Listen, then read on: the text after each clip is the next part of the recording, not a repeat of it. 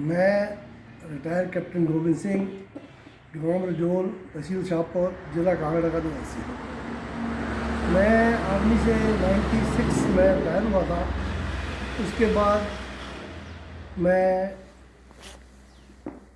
Palampur university, KVK Kangra, यहाँ पर जाकर के वैज्ञानिकों से मिलता रहा, तो मेरा एग्रीकल्चर के ऊपर भी काफ़ी दिलचस्पी बढ़ गई।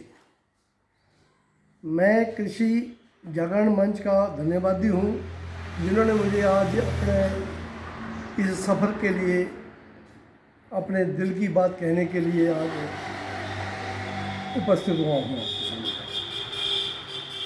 सबसे बड़ी बात यह है कि जब तक हम डॉक्टरों से जो इसके बारे में जानकारी रखते हैं उनके साथ तालमेल नहीं बिठाएंगे, तो जो आजकल की खेती है वो आधुनिक खेती है। पहले युग कुछ और था, अब काफ़ी चेंजमेंट हो गई। जब हमारा टाइम था तब, मैं कब की बात कर रहा हूँ, मैं बात कर रहा हूँ 98, 99, 2000 की बात कर रहा हूँ। बहुत लंबा सफ़र है ये। उसके बाद पोलियो हाउस का युग आया, तो पोलियो हाउस बनाया था 1.5 लाख। उसमें मैंने जितनी भी सब्जियाँ ये हैं, जैसे शिमला मिर्च, पीली, लाल, ये मैं ट्रेनिंग कहाँ ली है, ट्रेनिंग का बताता हूँ आपको। मैंने पालमपुर में और KVK कांगड़ा में डॉक्टर संत प्रकाश जी का बहुत सहयोग रहा। KVK कांगड़ा के बहुत से डॉक्टर हैं, डॉक्टर डोगरा जी हैं, इन्होंने बहुत सहयोग दिया मुझे। और समय, क्योंकि यहाँ पर प्रॉब्लमें काफ़ी आती हैं। हमारे एरिए में एक बीमारी पड़ती है टमाटर, मिर्च और शिमला मिर्च को, उसको कहते हैं बैक्टीरिया मिर्च। उसकी वजह से सारी की सारी फसलें जो वो बर्बाद हो जाती है, जैसे वो फ्रूटिंग में आएगी ख़राब हो जाती है। मैंने क्या किया कि मैंने ठान लिया था कि मैंने लगानी ही है शिमला मिर्च, चाहे कुछ भी हो जाए। तो जब डॉक्टर संत प्रकाश जी से KVK में जुड़ा हो, तो इन्होंने मेरी काफ़ी मदद की, और इसके ऊपर एक रिसर्च टीम भी बनी हमारी। उसकी स्टोरी मैं थोड़ी देर में बताता हूँ। पहले ये बताना चाहता हूँ कि मैंने उस पोलियो हाउस में जो 1.5 कनाल का था, उसमें शिमला मिर्च उगाई, पीली और लाल। तो उसमें बीमारी पड़ना शुरू हो गई बैक्टीरिया बेल्ट की। अब 1-2 प्लांट ही हुए थे, और मैंने डॉक्टर साहब को फ़ोन किया, 5 बजे की बात होगी, कि सर ऐसा हो गया, नमूना अभी आ जाओ। इन्होंने डॉक्टर YS पाल जी हैं ऑर्गेनिक के, उस टाइम मेरा ऑर्गेनिक की तरफ कोई ध्यान नहीं था, तो डॉक्टर पाल जी से बोला आप जाकर के कल मिलिए।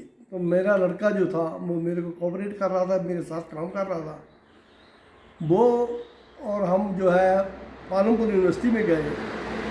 तो उन्होंने ऑर्गेनिक के लिए सुझाव दिया कि आप ये उसमें कुछ मिक्स करके, और उसमें बदबू बहुत आती थी, बस में ले आना बहुत मुश्किल था। परंतु उससे क्या हुआ कि बैक्टीरिया बेल्ट रुक गई। जो मेरे प्लांट थे वो, उसके बाद उस ऑर्गेनिक को ड्रिप करने में जब दिया मैंने, तो उसके बाद वो बैक्टीरिया बेल्ट की बीमारी उसमें नहीं आई। और मेरा जो है ये तकरीबन मई, जून, जुलाई में ज़्यादा आती है। और मेरा जो शिमला मिर्च थी उसका साइज़ भी ठीक ठाक था, 250-300 ग्राम से ऊपर भी आई है। और इसके लिए जो ये जो वेजिटेबल्स हैं, इसकी मार्केट मकरोडगंज धर्मशाला के पास में है जगह, उसमें बहुत ज़्यादा, क्योंकि वहाँ फॉरनर आते हैं।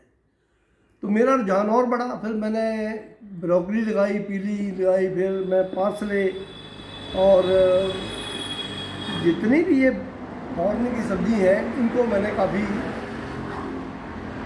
काफ़ी समय तक मैंने इसको अपने पोलियो हाउस में भी और बाहर भी उगाया था।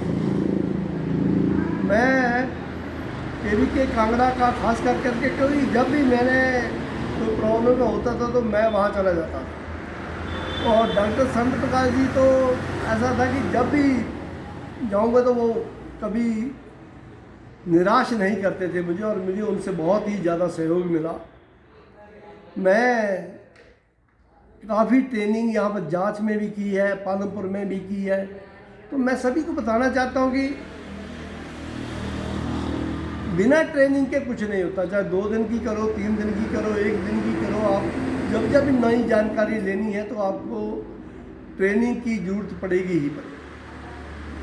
अब जो अभी का जो समय है वो आ गया है ऑर्गेनिक का।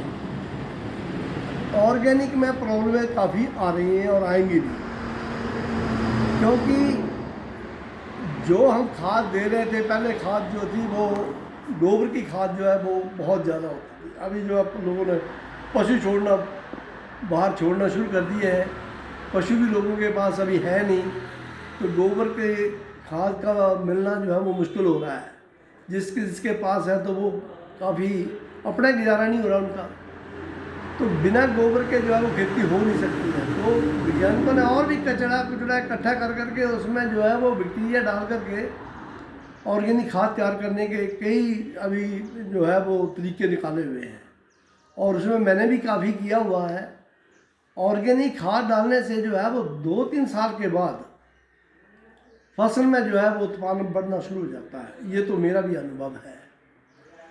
मैं ये कहना चाहता हूँ कि जितनी भी ये जैसे ब्रोकली है, इसमें बहुत न्यूट्रिएंट वैल्यू है। जो ये बाकी गोभी हैं, इससे तो सबसे जो है वो ब्रोकली हुई, पार्सले है, ये जितनी भी फॉरन की सब्जियां हैं, इसकी मार्केट भी बहुत अच्छी है। और मार्केट की बात ऐसे है कि जब भी आपको समय मिलेगा तो मार्केट तो ढूंढनी पड़ेगी। मार्केट जब आप नहीं ढूंढोगे तो बेचना जो है वो, क्योंकि जब हाइब्रिड सब्जियां हैं वो एक ही टाइम में वो निकल जाती हैं, तो उसकी प्रॉब्लम ये रहती है कि उसी टाइम आपको बेचना पड़ेगा, नहीं तो ये खराब हो जाएगा। मैं पालमपुर यूनिवर्सिटी में भी मैं काफ़ी साल जो है वो ट्रेनिंग किया है। हर जो भी सेमिनार होना है मैंने वहाँ के डॉक्टरों का भी बहुत आभारी हूँ, जिन्होंने मुझे इतना सहयोग दिया, जिसकी वजह से मैं अपने मिशन में कामयाब रहा। मैं आज जो भी हूँ, मुझे आज भी याद आती है, मेरे पास एक वहाँ यानी 8 कनाल ज़मीन थी, और मैंने ऐसे सोचा यार इस वक्त क्यों ना मैं लाइन में गेहूं की खेती करूं। और मुझे आज इत्तेफाक से देखो, उसी टाइम डॉक्टर संत का जी यहाँ से निकले और वो मेरे को देखने चले आए थे। तो देखा उन्होंने यार ये तो पूरा लाइन में ही, और लाइन में भी मुझे लेबर इजीली मिल गई थी उस टाइम। बोलते हैं ना जहाँ चाह वहाँ रहा। तो मुझे क्या हुआ कि जब मैंने वो फसल लगाई तो गेहूं देखने लायक थी, लाइन में जो गेहूं लगी हुई थी। मेरा बाकी कुछ हो ना हो, परंतु मैं अपने दिल से इतना सेटिस्फाइड था कि वाह, लाइन में लगाने से और ऐसे ही छिट्टे से कितना फ़र्क पड़ता है। परंतु हमारी प्रॉब्लम क्या है? हमारी प्रॉब्लम हमारे खेत बड़े छोटे छोटे हैं, और जो बड़ा ट्रैक्टर है उसकी वजह से बिजाई ठीक से नहीं होती है। तो मैंने सोचा क्यों नहीं इसको नई टेक्नोलॉजी के ऊपर ले जाऊँ। मैं आर्मी में था तो मैं ईएमई में था, और मेरा काम ही भी वहाँ वर्कशॉप थी। मैं डिप्लोमा इंजीनियर हूँ। तो मैंने ये लेटेस्ट बीडर जो थे उसके ऊपर ट्राई किया कि खेत में कैसे चलते हैं। आज मैं यहाँ पर एक शॉप खोली हुई है, दुर्गा शक्ति ट्रेडर्स, और इसके मेरे पास जो है वो कोई ऐसी मटेरियल नहीं है, कोई ऐसा इक्विपमेंट नहीं है, कोई ऐसा इंस्ट्रूमेंट नहीं है कि जो खेती के काम में ना आता हो। हर काम, आटा चक्की से लेकर के जो भी है, धान की मशीन, देखिए सेलर की बात होती थी, आजकल जो धान की मशीनें ऐसी आ गई हैं जिसमें सेलर से भी बढ़िया चावल निकल रहा है। बाकी बीडर इतने बढ़िया आ गए हैं, बूढ़ा चलाए, जवान चलाए, कोई भी चलाए, अलग अलग किस्मों के बीडर आए हुए हैं। ये मेरे सब्जेक्ट में रहा है तो मुझे इसमें काफ़ी सहूलतें मिली। इसीलिए मैंने क्या किया कि मेरा लड़का जो था पहले बाहर नौकरी करता था, तो दिन में एसी में रहना और रात को घर में सोना तो बहुत मुश्किल था। तो मैंने बोला यार आप घर आ जाओ, वो भी घर आ गया। तो हमने एक दुर्गा शक्ति ट्रेडर्स नाम की एजेंसी खोली यार जोर में। तो हमारे पास जितना भी इक्विपमेंट है एग्रीकल्चर रिलेटेड कोई ऐसा इक्विपमेंट नहीं है जो हमारे पास नहीं है। और हम अभी भी खेत से जुड़े हुए हैं, अभी मैं खेत से ही आ रहा हूँ और खेत में मैं नए से नए कोशिश करता रहता हूँ, परंतु मैं करने से पहले मैं पक्का विभाग से बात करता हूँ, उनकी सलाह लेता हूँ। ऐसे नहीं है कि अपनी मर्जी, क्योंकि पढ़ाई लिखाई बहुत ज़रूरी है। जब तक आप जो है नए नए तरीके, नई नई टेक्नोलॉजी, नए नए रिसर्च नहीं सामने आएंगी, तब तक आप जो है खुद कुछ नहीं कर सकते। तो ये जो मेरे बीडर हैं, ये हमारे छोटे छोटे खेतों के लिए तो वरदान है, क्योंकि इसमें जो साइडें जो रह जाती थी पहले बड़े ट्रैक्टर से, और जो ये इंटरकल्टिवेटर है, इनका मतलब ये होता है कि आपने ज़मीन को खोदना नहीं है, उसने छोटे छोटे टुकड़ों में पीस कर देने हैं जो मिट्टी के हैं, जिससे क्या ज़मीन भुरभुरी हो जाती है। और वो ज़मीन जो बीडर से बिजाई होती है, या जो बीडर से जो उसकी करते हैं इंटरकल्टिवेटिंग, तो वो ज़मीन जो जुड़ती नहीं है और फसल के लिए बहुत अच्छी होती है। तो अभी तो हर घर घर में ये तकरीबन सभी जो है वो डीजल के हैं, पेट्रोल के हैं, कोई भी आदमी इसको चला सकता है, बड़े से बड़ा, छोटे से छोटा, अलग अलग तरह के इक्विपमेंट आ गए हैं। अभी मुझे ज़रूरत पड़ी थी कि मैं कोई प्लांट लगाना चाहता था, सेब का सुना था और मैं सेब के प्लांट लगाने जा रहा हूँ, तो मुझे लेबर की तंगी थी। तो मैंने क्या कर दिया कि सोचा कि क्यों ना मैं डिगर का इस्तेमाल करूँ। ऐसे बोल देना बहुत आसान है कि डिगर है, ऐसे करता वैसे करता, वैसे मैंने नहीं किया। मैंने उसको 100 खड्डा मैंने डिगर से ही दिया, और वो खड्डा था 3 फुट का गहराई का। तो ये जो किया तो मुझे मेरा कॉन्फिडेंस और बढ़ गया,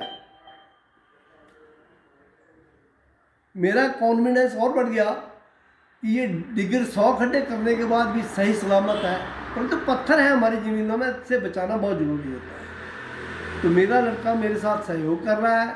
मैं सभी भाई जो भी ये लॉकडाउन की वजह से घर में बैठे थे, वैसे तो लॉकडाउन में एक खबर सुनी है, पता नहीं सच्ची है कि झूठी है, सब्जियों के भाव बहुत गिर गए थे, क्योंकि हर आदमी ने सब्जी उगाना शुरू कर दिया था। और जो भी आदमी सब्जी उगा रहा था, तो सब्जी का इतना ज़्यादा उत्पादन हो गया कि कोई क्या कहे, कहाँ बेचेगा। तो उसमें नए नए लोगों ने खोजें भी की है कि कौन से अच्छा, सबसे बड़ी बात यह है कि आजकल जो बीज आ रहा है वो अर्ली वैरायटी, लेट वैरायटी, एक सीजन में जब लेट और अर्ली वैरायटी आ गई है, तो इसका मतलब ये हुआ कि आप जो है वो पूरा सीजन सब्जी का उठा सकते हैं। क्योंकि बीजों की वजह से, बीज का जानकारी जो है वो लेना जरूरी है, वो विभाग ही बता सकता है कि आपको कौन सा बीज लेना है।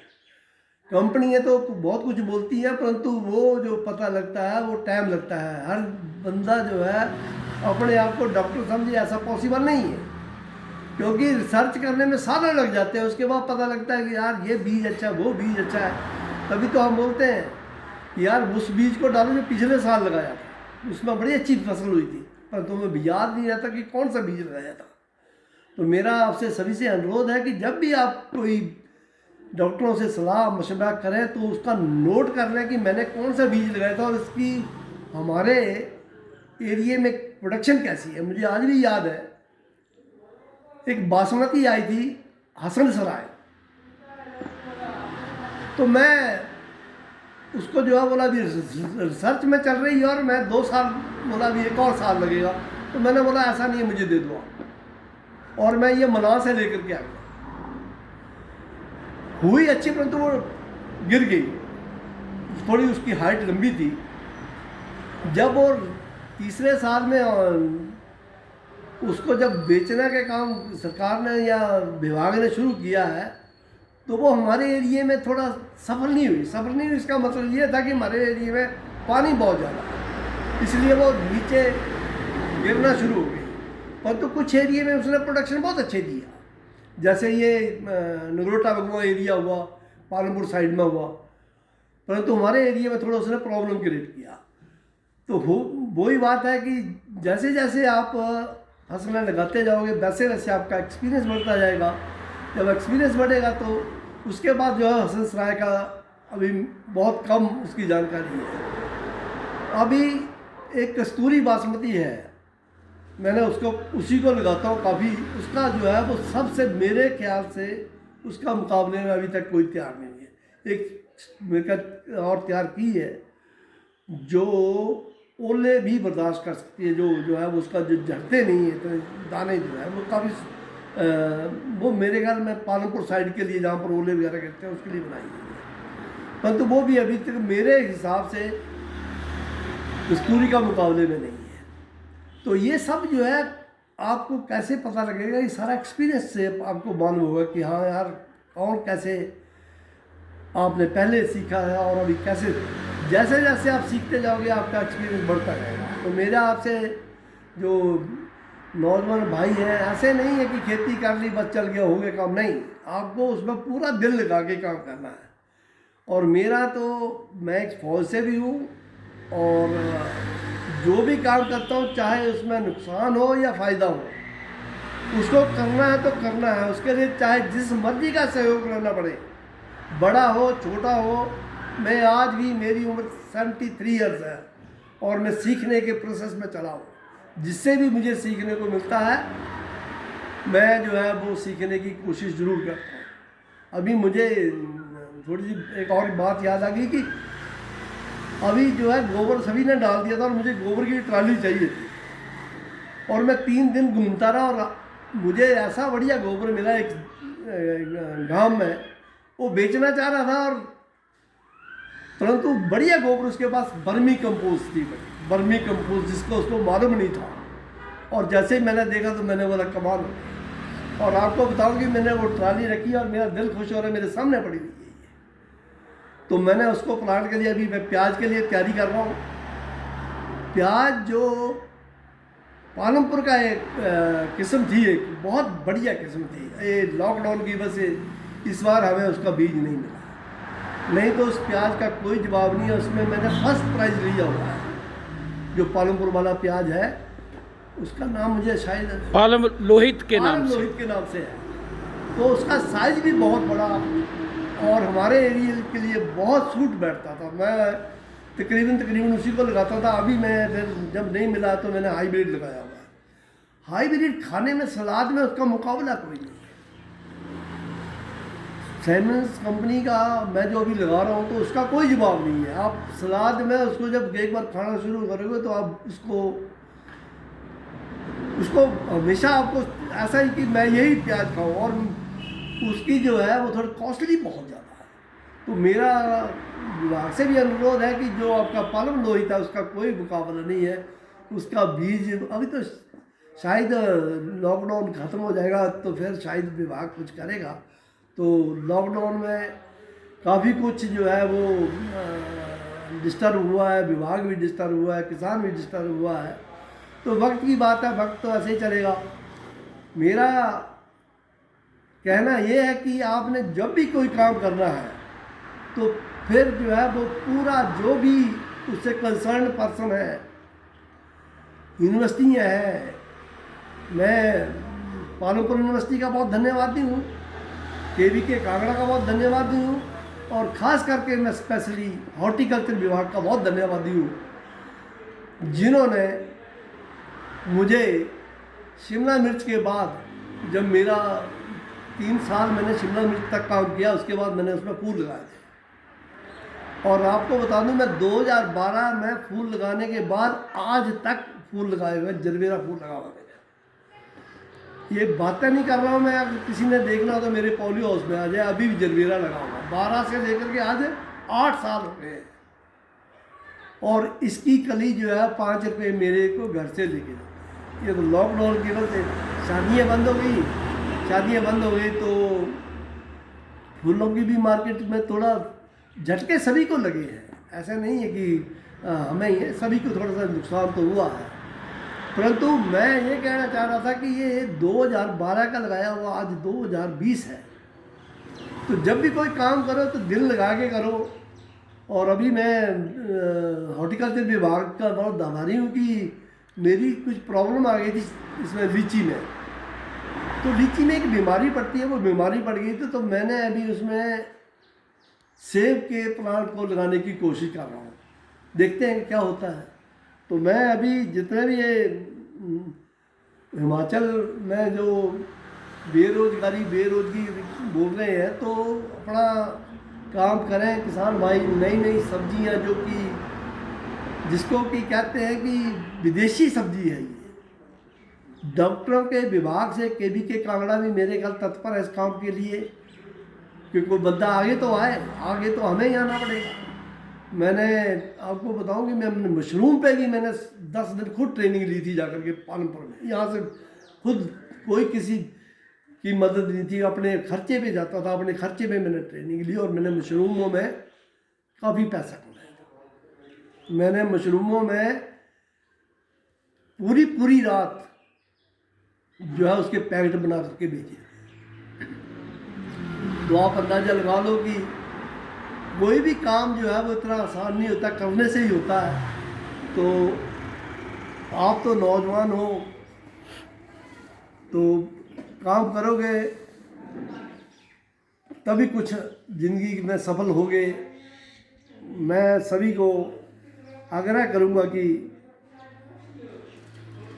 आप भी जो नए आजकल तकनीकी आ गई है, नए बीज आ गए हैं, नए इक्विपमेंट आ गए हैं, विभाग इसमें सब्सिडी भी दे रहा है। विभाग से मिल करके, विभाग से सारी जानकारी, क्योंकि कोई भी झूठ बोल सकता है, विभाग झूठ नहीं बोल सकता, तो उनसे मिल करके आप उसका लाभ उठाएं। धन्यवाद। ठीक है कैप्टन साहब, बहुत खुशी हुई आपसे मिलके। आपने अपने जो अनुभव हैं वो साझा किए और बहुत अच्छा संदेश दिया। और सबसे अच्छी बात मुझे लगी कि आप अभी एट प्रेजेंटली अपने बेटे के साथ आपने ये जो एग्रीकल्चर इम्प्लीमेंट्स का, एग्रीकल्चर मशीनरी का काम एक व्यापारिक स्तर पे आपने किया हुआ है और आपका एक्सपीरियंस इसमें था और आपने इसको आगे बढ़ाया।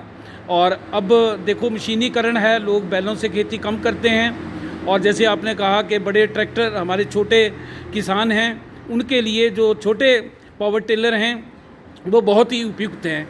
और इसके साथ साथ अब कटाई की भी बहुत सारी मशीनें आ गई हैं और आप जितने भी स्प्रे पंप हैं या दूसरी चीज़ें हैं वो आप किसानों को मुहैया भी करवा रहे हैं।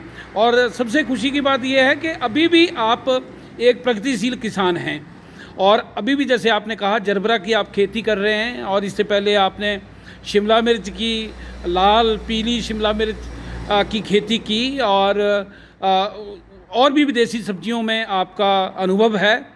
और मुझे उम्मीद है कि आप अपने जो अनुभव हैं उनको और युवाओं से भी साझा करते रहेंगे और किसानों के हित में जो आपने ये अपना व्यवसाय चलाया हुआ है, ये भी बहुत अच्छी बात है कि यहाँ ये सारी चीज़ें हमारे कांगड़ा में उपलब्ध हैं, जिससे हमारे किसान जो हैं वो घर द्वार पे ही उनको ये सारे जो इक्विपमेंट्स हैं, इम्प्लीमेंट्स हैं और जो छोटे ट्रैक्टर हैं वो मिल सकते हैं। तो इन्हीं शब्दों के साथ बहुत बहुत धन्यवाद।